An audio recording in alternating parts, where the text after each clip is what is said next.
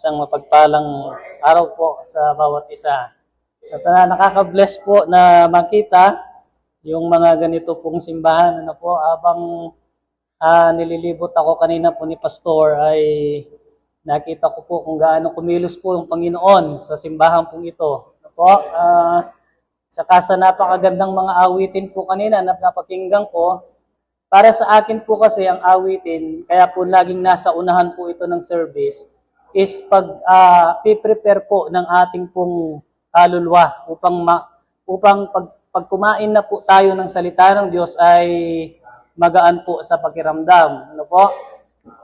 Kaya po bago po ako tumayo dito, napakagaan na ng pakiramdam ko dahil sa mga awitin po. No? Kasi po nakaka-bless po yung mga awitin po talaga po. Okay? Kami po ay mga musician din po kasi sa pamilya ko. Kaya ang mga napapakinggan kong mga awitin ay alam ko po na maganda po. Ano po? By the way po, ako po pala si Pastor John Paul Garcia, mula po sa Tarlac City, at ang kasama ko po ang aking anak at ang aking misis po, andyan po sila. At ang pangalan po ng church is Cornerstone Anabaptist Mission.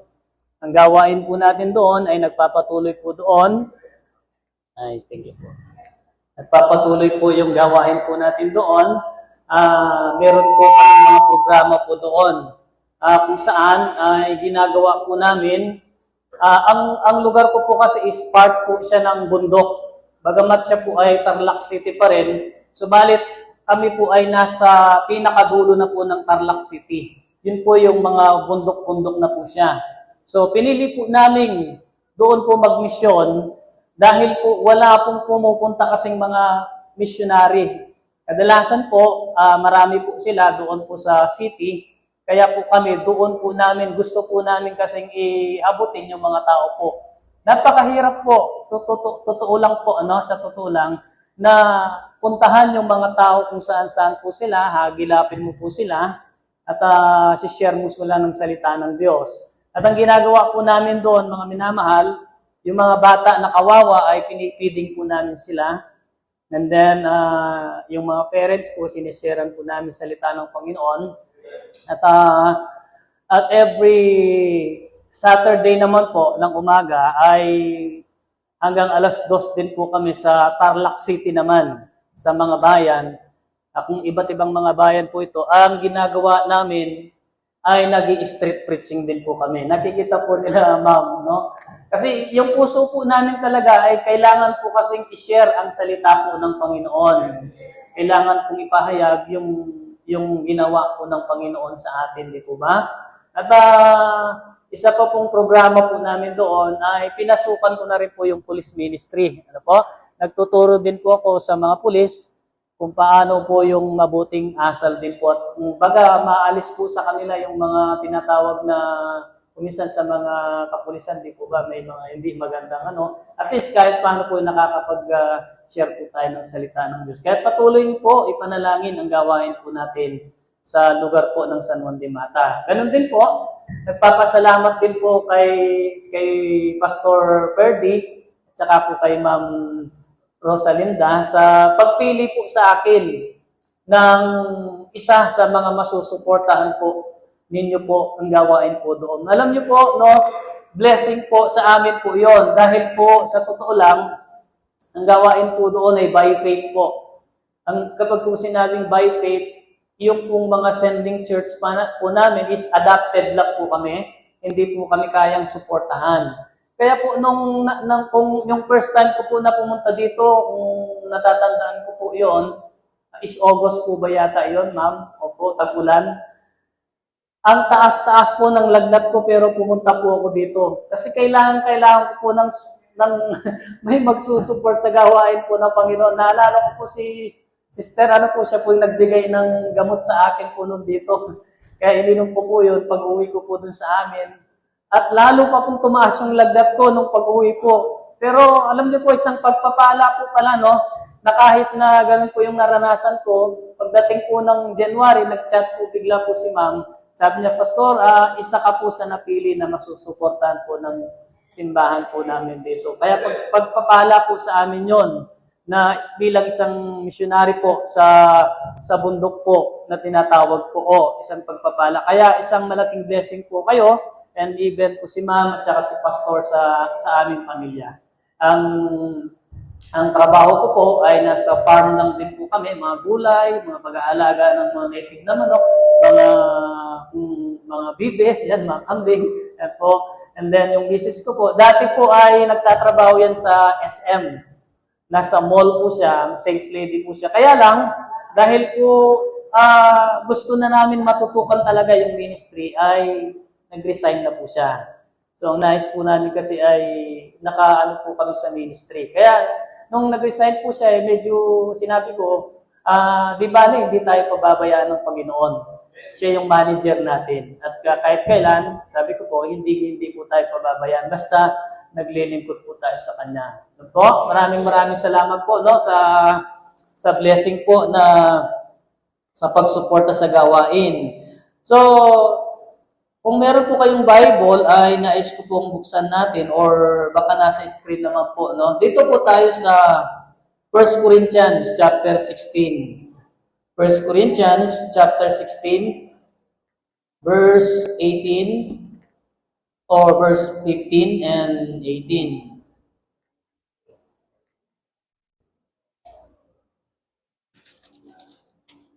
First Corinthians chapter 16, verse 15 hanggang 18 po. Hilingin ko po na tayo po ay tumayo.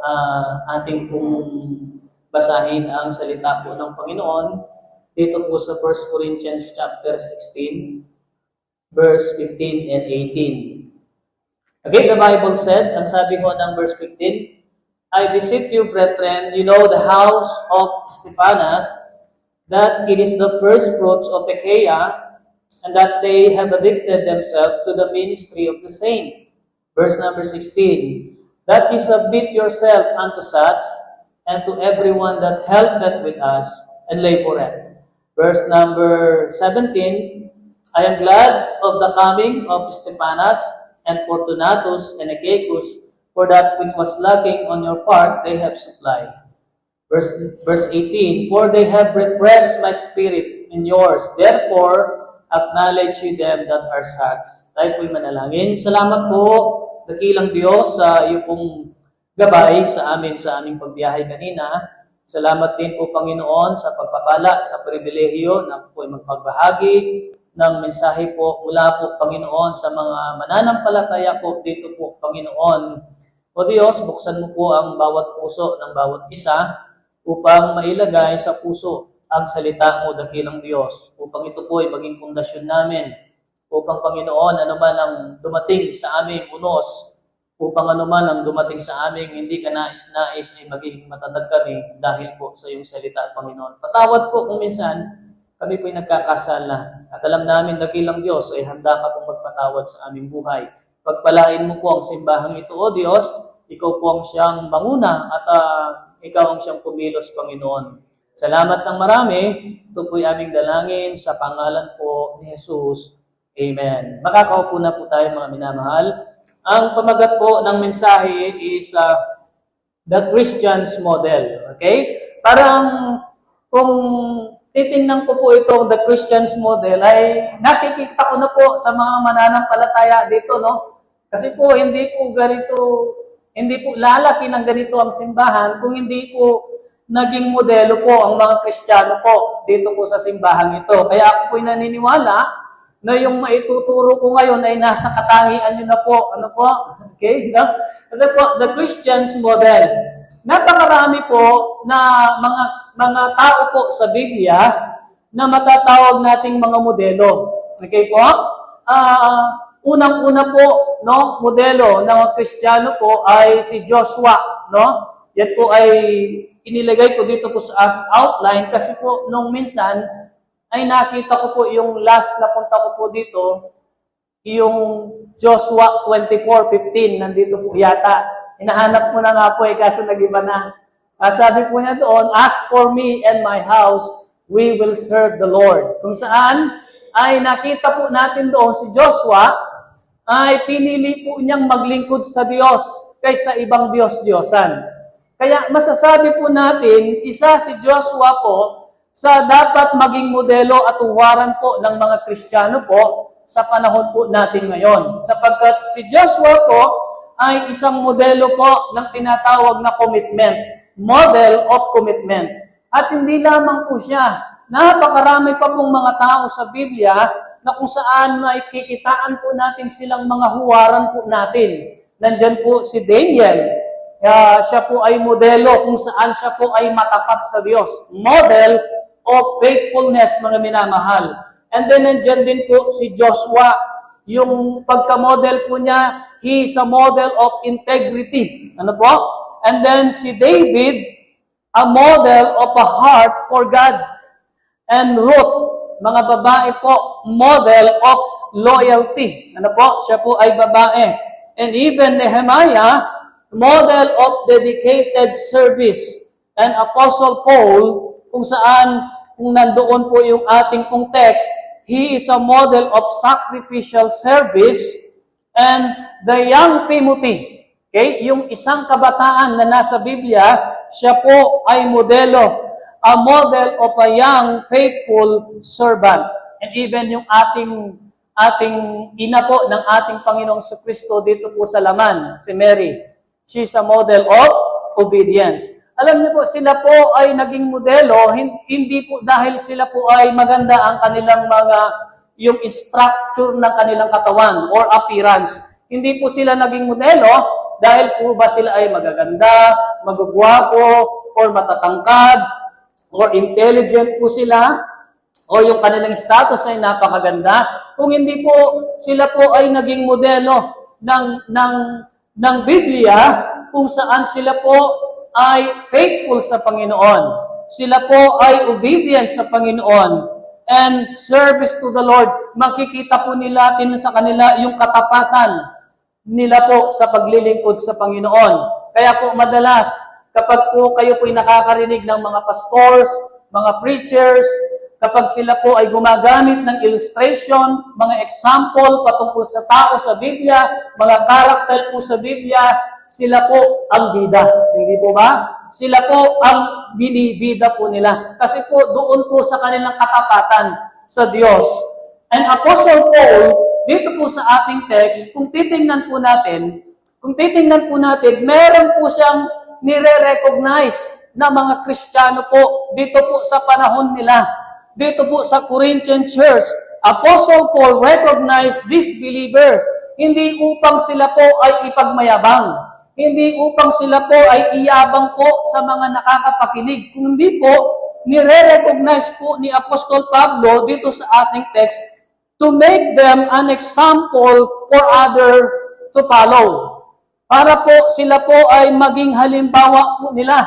Ang sabi ho ng Bible nito, makikita po natin yung descriptions po nila, yung paglalarawan po ng Apostol Pablo sa mga Kristiyano na ito.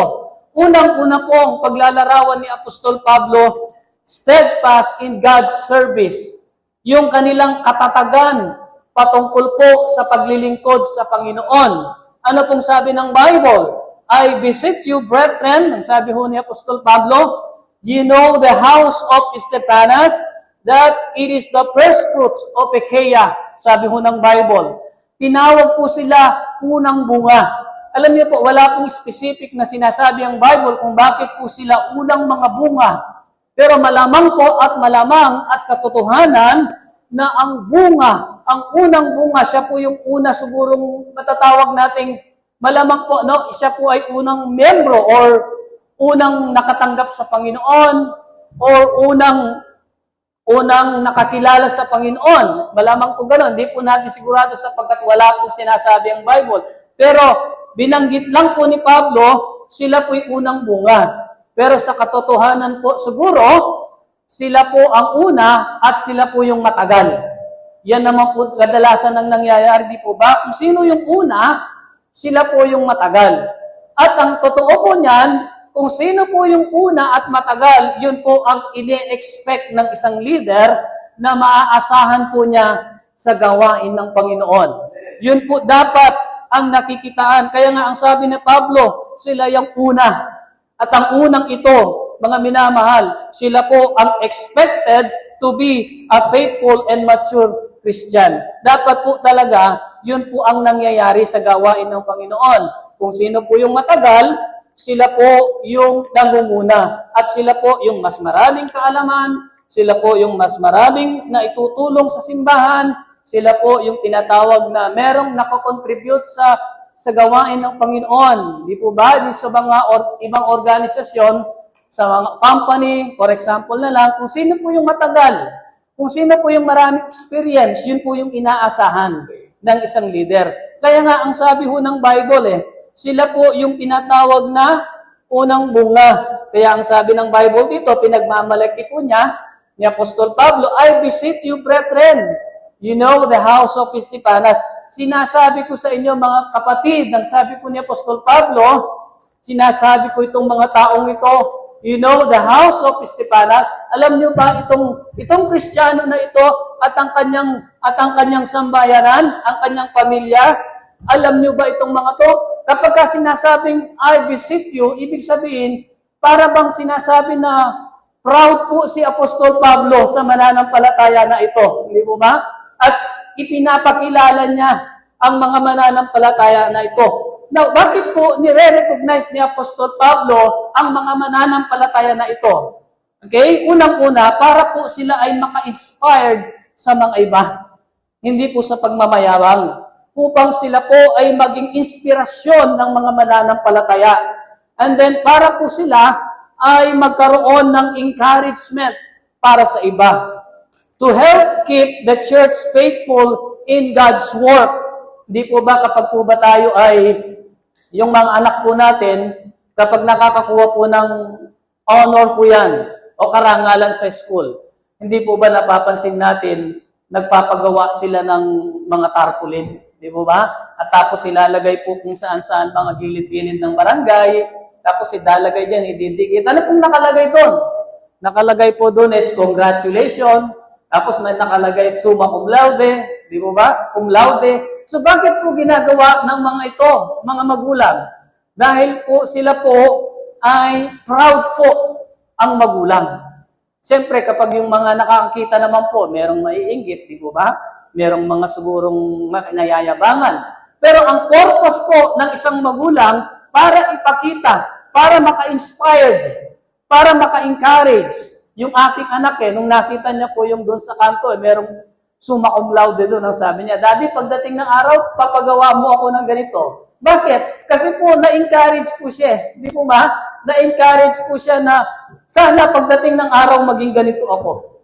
Ganito ang dapat mangyari sa aking pagdating ng araw. So, ganun pong ibig sabihin ni Apostol Pablo.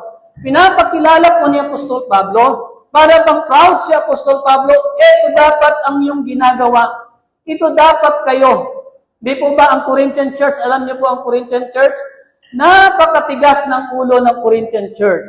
Yan po yung mga tinatawag na simbahan o mananampalataya na namumuhay po sa sexual immorality. Nandyan po yung a function of division. Kumbaga, mas pinipili po nilang sundin yung tao kaysa Diyos. Yung mga sa Corinthian Church. Kaya may trouble po, may problema sa Corinthian Church. But in the last letter of Corinthians, in 1 Corinthians chapter 16, nakita po ni Apostol Pablo si Estepanas at saka yung kanyang pamilya and even si Fortunatus and Achaicus, mga modelo ng Kristiyano. Bagamat iilan lang po sila, subalit sinasabihan ni Apostol Pablo ang Corinthian Church, dapat maging ganito kayo. Nagiging proud po si Apostol Pablo, kaya alam ko po, proud po si Pastor sa inyo po. Ano po, dahil po kayo po ay naaasahan sa gawain ng Panginoon. Kayo po ay nakaka-inspire para sa iba. Kayo po ay nakaka-encourage po para sa iba, mga minamahal. Ano pa kung sabi ng Bible? Kaya ang sabi ho ng Bible dito, pinasa po natin, I beseech you, brethren, you know the house of Estepanas, that it is the first fruits of Achaia, and that they have addicted themselves to the ministry of the saints. Alam niyo po, addicted themselves to the ministry of the saint. Alam niyo po yung word na addicted. Kapag ka sinabing addicted, hindi maganda sa pandinig natin eh. Di ba? Naalala ko po yung addict sa amin eh. Yung addict po sa amin, nung ako kabataan, kilala ko po yun eh. Pag wala na po siyang mahitit na masamang, ano po ba yun, yung drugs, pag wala na po siyang mahitit, gagawa po siya ng paraan para po makabili. At ang ginagawa niya, nagnanakaw po siya. Isa nga pong ang mga favorite niya pong nakawin ay mga hayop. Tapos pag nanakaw niya, ibebenta niya. Papasok pa po yan sa bahay, nanakawin niya lahat para lang may maibili po siya kasi addict po siya sa bawal na gamot. Naalala ko po, isa po ako sa nabiktima niya eh. Nanakaw po niya yung kambing ko na isa. no? Ibig sabihin mga minamahal, kapag sinabing addicted, hindi maganda sa pandinig natin po eh, di po ba? Pero ginamit po ni Apostol Pablo dito, addicted themselves to the ministry of the saint. Ang ibig sabihin ng addicted, mga minamahal, ito po ay unstoppable. Okay? Hindi mapigilan. Okay? Because ito po ay kailangan kasi nararamdaman niya sa sarili niya na kailangan niyang gawin to the point na magiging natural na po ang lahat sa kanya. Sa ministry po, ang sabi ng Bible, sabi po ng Apostol Pablo, addicted themselves to the ministry. Ibig sabihin, mga minamahal, no, sila po ay hinahanap-hanap na po nila ang ministry sa sarili nila. Kumbaga, natural na lamang po sa sarili po nila na ginagawa po ang ministeryo ng Panginoon o yung gawain ng Panginoon, natural na lamang sa kanila. At kapag hindi po nila nagagawa yon, hahanap-hanapin po nila ang ministry, ang gawain ng Panginoon. Okay? What ministry addiction look like? Ano po ba ang larawan ng isang addict sa ministry? Unang-una po, mga minamahal, yan po ay involved sa ministry. Nakikipag-participate siya kahit ano pong mga ministry yan. Lagi po siyang nandyan. Willing po siya at any position. Kahit anong posisyon pong ilagay mo sa kanya, willing po siya, and lagi po siyang available. Kapag pa ikaw ang gagawa nito, okay po, pastor, ako pong gagawa. Yan po yung addict sa ministry. Involved siya. And consistent po siya. Lagi po siyang nandyan. Steady and stable. Hindi po siya on and off po ang addict sa ministry. Siya po ay hinahanap-hanap niya ang gawain ng Panginoon sa lahat ng panahon. And active po siya sa gawain ng Panginoon. Kahit natutuwa po ako, no? Active po ang simbahang ito pagdating po sa trabaho ng Panginoon. Okay? Walang surrender. Yung present po siya in any activities sa loob ng simbahan. And devoted siya, loyal po siya, focus lamang siya kung ano po ang nasa kaisipan niya, ang paglilingkod sa Panginoon. And having a single-minded, dedicated, and siya po ay committed sa gawain ng Panginoon, mga minamahal. Okay? Number 2 po, living examples in ministry. Living examples in ministry.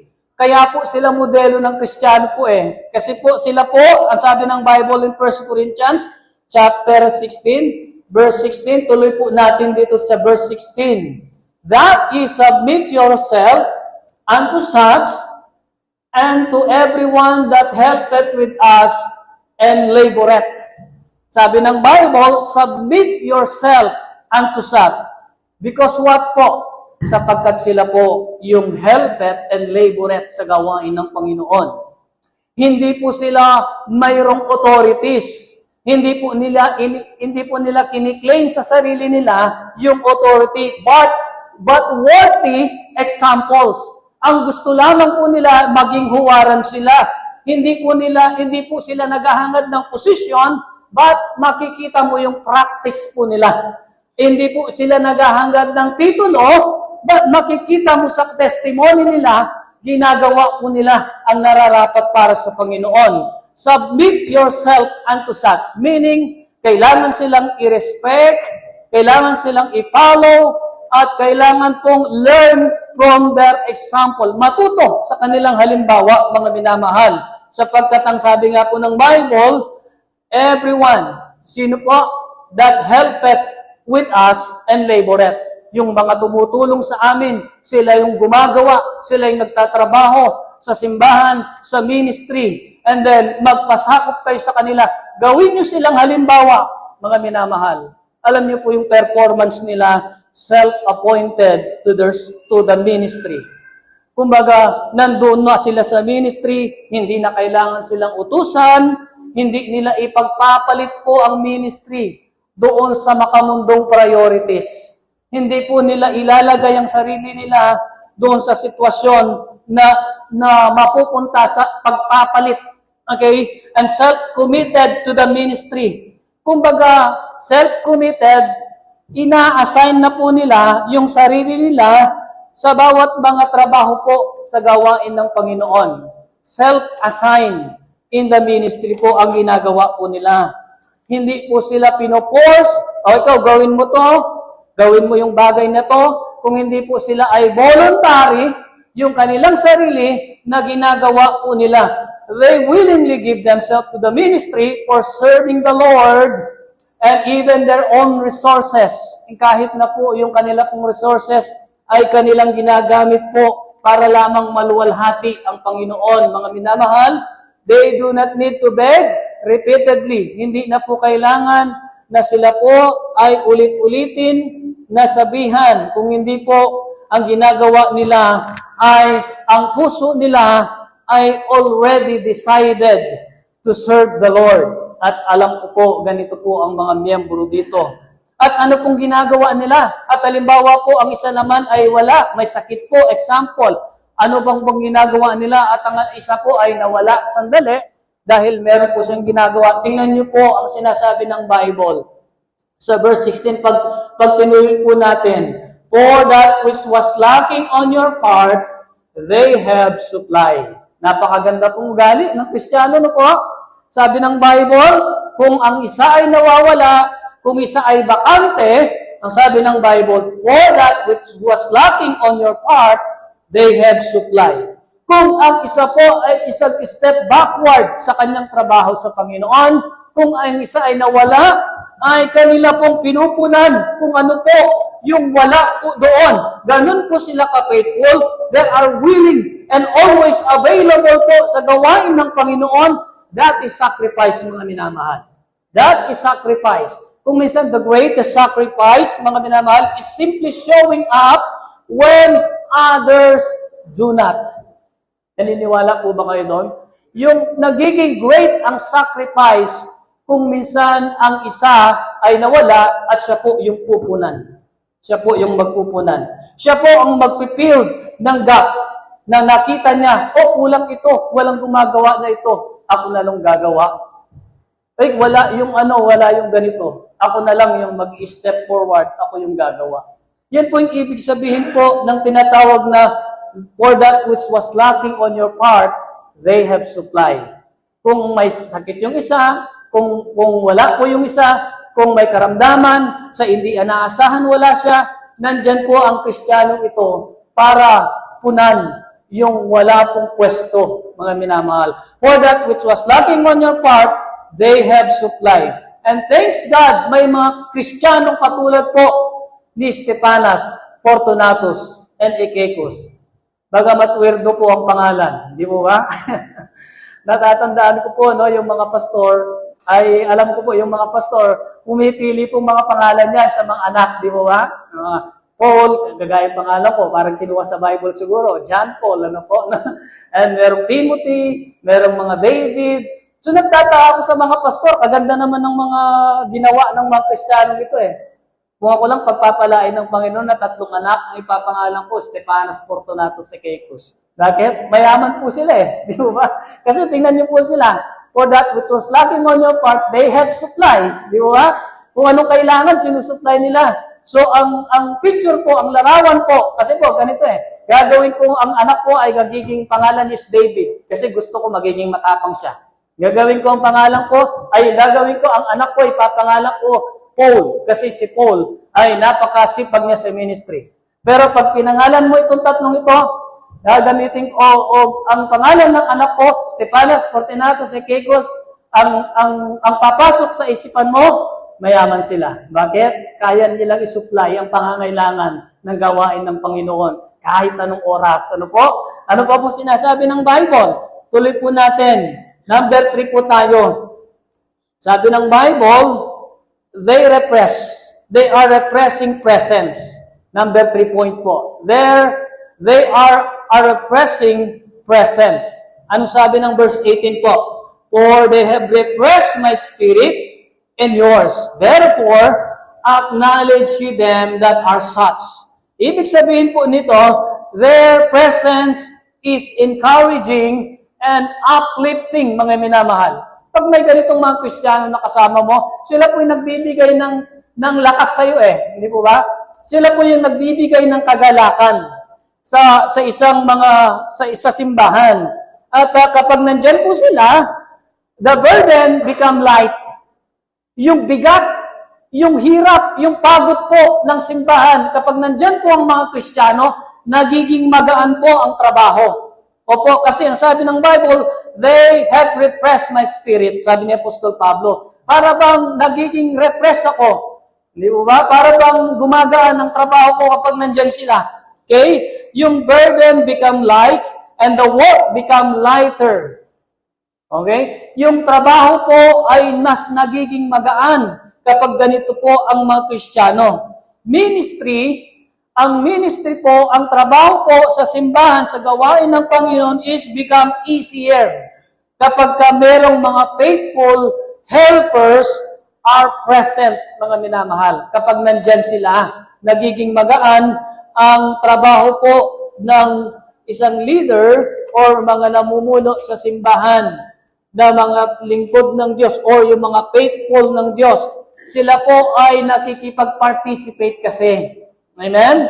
Hindi po sila not just observe. They are participate, not observer. Observer lamang po. And they are join the work at hindi po sila nag-iiwan. Hindi po sila nag-iiwan. Sa amin po, daming nang iwan. Alam niyo po, no, dami na namin.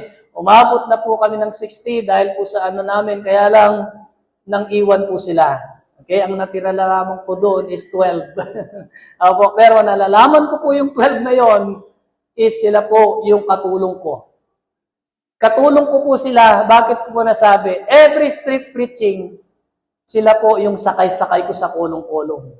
At pumupunta kami kung saan-saang bayan, kasama ko po sila, at sila po yung nagbibigay ng gospel tracts. Habang po ako ay nagsisigaw sa palengke at nagpipreach po doon. Yung pong marami na yon, umalis po sila, ibig sabihin po, hindi po sila faithful. Ang nais po ng Diyos ay faithful na mananampalataya.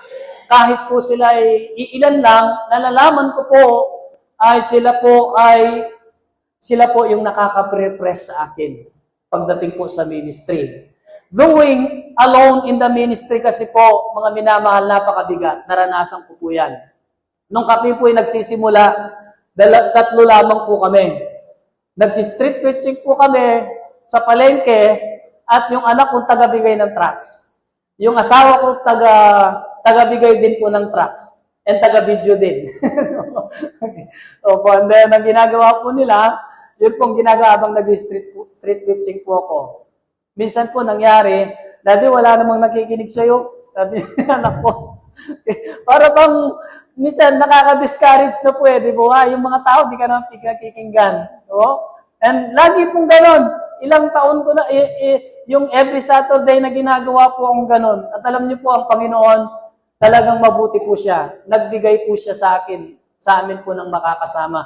Yung 12 po na yon, sila po ngayon, yung lagi kong kasama na gumagawa po. Kaya nga po, no, kapag meron pong mga ganitong Kristiyano, sila po, ang sabi ni Apostol Pablo, for they are repressed my spirit, ang sabi po ng Bible.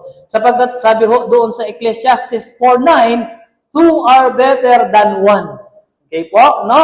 Higit po yung 2 kaysa 1. Yan po ang katotohanan. Kapag mag-isa ka, ay mahirap. Okay? Kapag 2 kayo, or 3 kayo, minsan 5 kayo, tingnan niyo po, 12 kami, di mas lalong nagagaan, di po ba? Opo, mas lalo pong alam niyo po ang idea kasi ng repressing.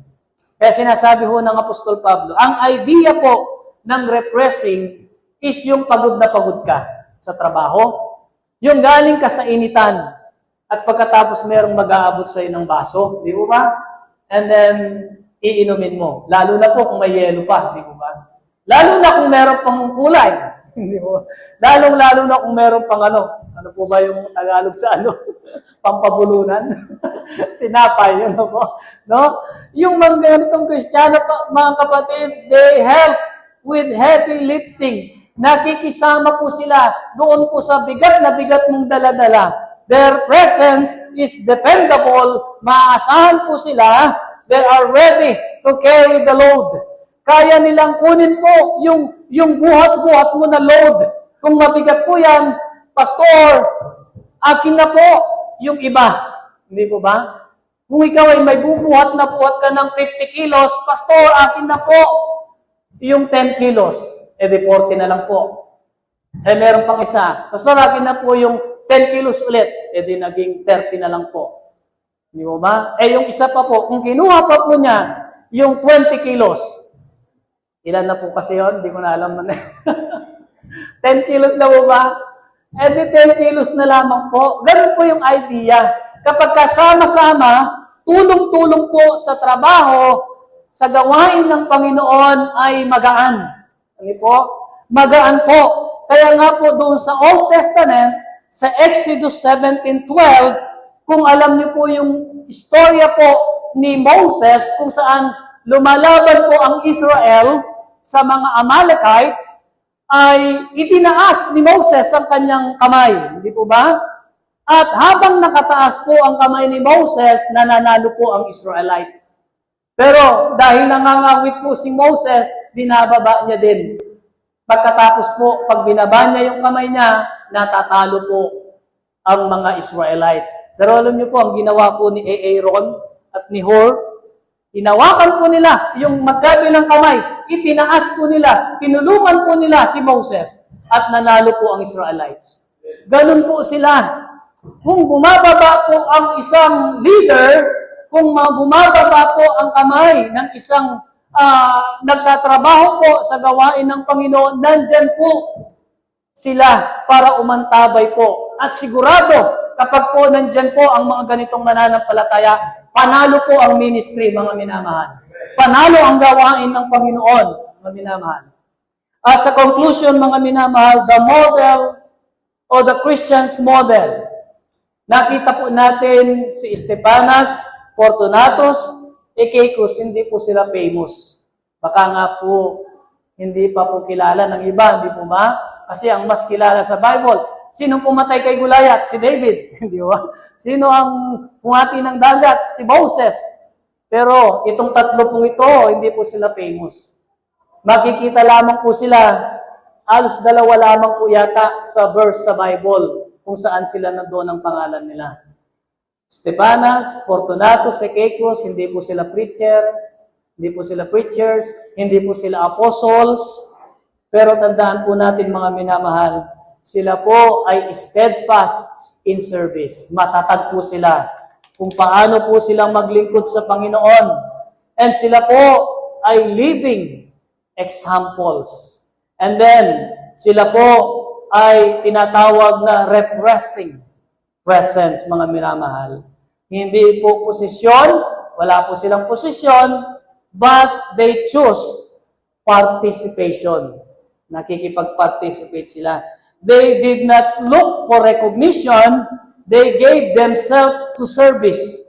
They did not depend on titles, but they labor in faithfulness. Ang gawain na maganda, ang gawain po na successful, hindi po sa galing ng pastor. Hindi po sa galing ng isang namumuno. Bakit po? Saan po ito nanggagaling? Nanggagaling po kung bakit po successful ang ministry dahil po sa mga miyembro na faithful and obedience in service in the Lord, mga minamahal. Kaya ang laging hinahanap po ng Panginoon sa mga mananampalataya niya is faithful and obedience in serving the Lord, mga minamahal. Bilang isang encouragement, mga minamahal, mga kapatid, be a model Christian. Maging modelo po tayong mga Kristiyano. At alam ko po, nakikita ko naman po. Ano po? At if you're serving the Lord, then keep on serving, mga minamahal.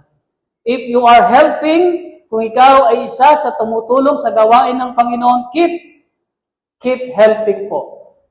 Kung ikaw naman po ay faithful sa Panginoon, sa gawain sa Panginoon, stay faithful. And then, if you are tired, kung pagod ka na, huwag po kayong mag-quit, mga minamahal. Huwag po tayong umalis. Because, mga minamahal, ang hinahanap ng Panginoon is faithful na membro po. Kung hindi po tayo nakikita yung mga ginagawa natin, tandaan po natin may Diyos na nakakita po sa atin. Kaya ang sabi ng Galatians chapter 6 verse 9, and let us not be weary in well-doing, for in due season we shall reap if we faint not. Maging huwag tayong mapagod, sabi ng Bible, sa mga ginagawa nating maayos o mabuti. Sapagkat balang araw, in due season, pagdating ng panahon, ay ikaw ay mag-aani, mga minamahal. Okay? Maraming salamat po at tawagin ko po yung ating pastor.